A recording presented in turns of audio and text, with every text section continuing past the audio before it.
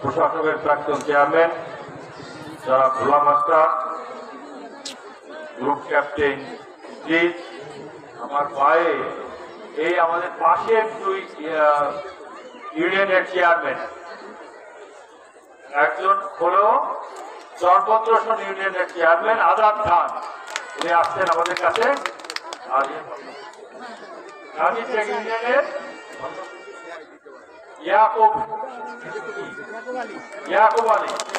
ইয়াকুব আলী আমাদের গাজীটেকের ইউনিয়নের খুব বিপুল ভোটে জয়ী চেয়ারম্যান, দুইজনই খুব পপুলার। আমরা তাদের দুজনকে আমন্ত্রণ জানিয়েছি যাতে তাদের মতো আমরাও জিতে যেতে পারি। তার পাশে ইউনিয়নের 25 বছর চেয়ারম্যানই করেছেন, ওনার বাবাও চেয়ারম্যান ছিলেন, উনিও চেয়ারম্যান। এটাও আমার দেশে সিস্টেম হয়ে গেছে, বাবাও চেয়ারম্যান, ছেলেও চেয়ারম্যান। আমার বন্ধু মিলন সাহেব, তারপর নাজমুল হাসান লেবি সাহেব পৌর আওয়ামী লীগের সভাপতি ছিলেন। তারপর আমাদের ফরিদপুর পৌরসভার 19 বছর একটানা চেয়ারম্যান, অত্যন্ত জনপ্রিয় চেয়ারম্যান। যেখানে যাই এখনো দেখি তার নাম করেছেন, নামে চিনে সবাই। তারপরে উনি একটা আমাজন নার্সিং ইনস্টিটিউশনের মালিক রংপুর রাশেদ সাহেব, আর উনি ঢাকা থেকে আসছেন।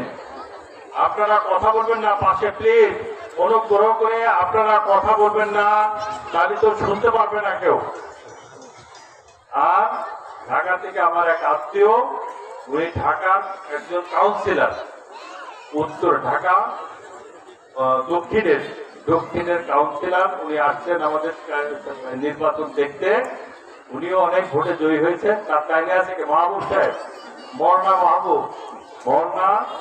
মাহবুব, আর হইল শ্রমিক লীগের সাংগঠনিক সম্পাদক শেখ জামাল, আর হলো এই ইউনিয়নের প্রাক্তন সভাপতি, আওয়ামী লীগের সভাপতি সালি ভাই সহ উপস্থিত অন্যান্য নেতৃবৃন্দ, সুধী মন্ডলী, আসসালামু আলাইকুম।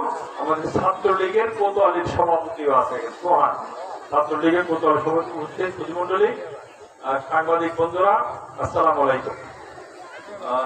আমি ভাবছিলাম একটা ওয়ার্ডের মিটিং, আমার ধারণা ছিল যে একটা ওয়ার্ড করে আমরা সব জায়গায় 3টে করে ওয়ার্ড করেছি, আর হলো পরে একটা সামগ্রিক মিটিং। এখানে আমি একটু মিটিংই করি, এই মিটিংটা একটু এলোমেলো হয়ে গেছে। যাই হোক, এই জন্য আমার পরিকল্পনা যে হামিম গ্রুপে ৭৫,০০০ লোক চাকরি করে, আস্তে আস্তে আমি বাইরের জেলার লোক কমিয়ে দেব, ফরিদপুরের থেকে লোক নেব বেশি।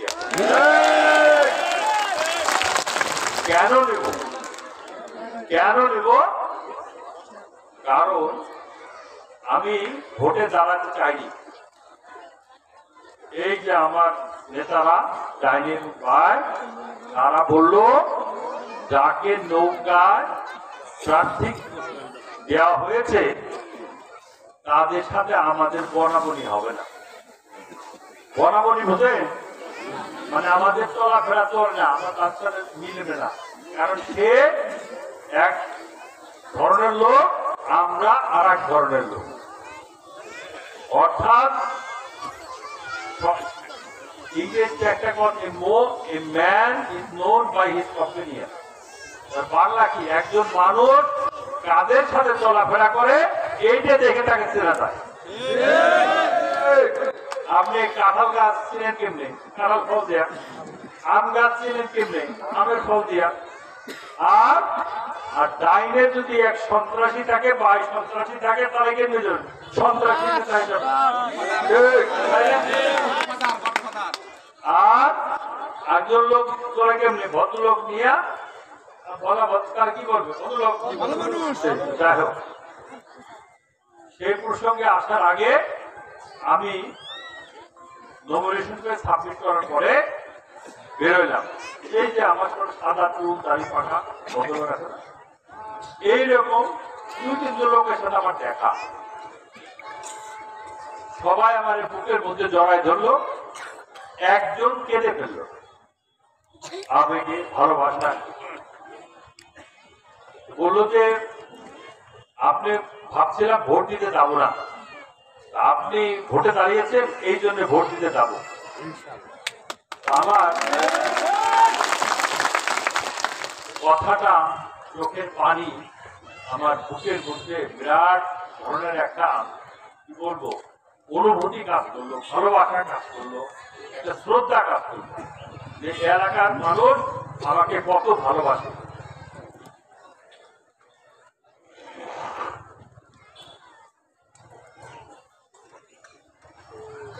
আমি বেশ কিছুদিন যাবৎ প্রায় আমি সিদ্ধান্ত নিয়েছি প্রায় 2 বছর আগের থেকে যে ফরিদপুরের লোকজনকে কিভাবে কর্মজীবী করা যায়, কিভাবে প্রত্যেকটা মানুষের মুখে হাসি ফোটানো যায়।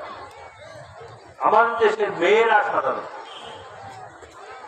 একটা মেয়ের কোনো কারণে যদি স্বামীর সাথে ছাড়াছাড়ি হয়ে যায়, মেয়েটা বাবার বাড়িতে যায়, আর বাবার আয় থাকুক আর না থাকুক বাবা তার মেয়েকে ফেলে দিতে পারে না, তাকে এটাকে মেয়েকে সুখ দুঃখের সাথী হইতে হয়। এমন একটা ঘটনা ঘটেছে 3-4 দিন আগে শিশু হসপিটাল, আপনারা চেনবেন শিশু হসপিটালের, এটার আমি সভাপতি ছিলাম 6 বছর। এটার সামনে কয়েকটা হিন্দু পরিবার আছে, সেখানে আমি ভোট চাইতে গেছি। এই শীতের পর আমার এক বোন সামনে, এদের বয়সী হবে, একটা মেয়ে এসে বললো স্যার আমার একটা চাকরির দরকার, আমি তো বাবার বাড়ি এসে উঠছি, আমার বাবা মায়ের কোনো ইনকাম নেই,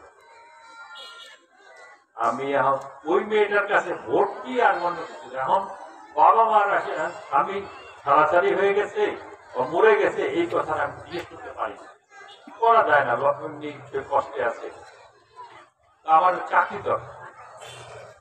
আমি বললাম যে ঠিক আছে, আপনি পরশু দিন থেকে ওই 1 তারিখ থেকে আমাদের একটা ট্রেনিং সেন্টার আছে গেটদা ইউনিয়নে, এখানে আমি একটা ট্রেনিং সেন্টার করেছি যে লেখাপড়া কিছুই জানে না, হাতে সই করতে পারে, 8 pass 9 pass matric pass I pass BA pass, এই জন্য সবাইকে নিয়ে বিনা পয়সায় ট্রেনিং দিয়া হাতে চাকরি দিয়া ঢাকায় নিয়ে যাবে।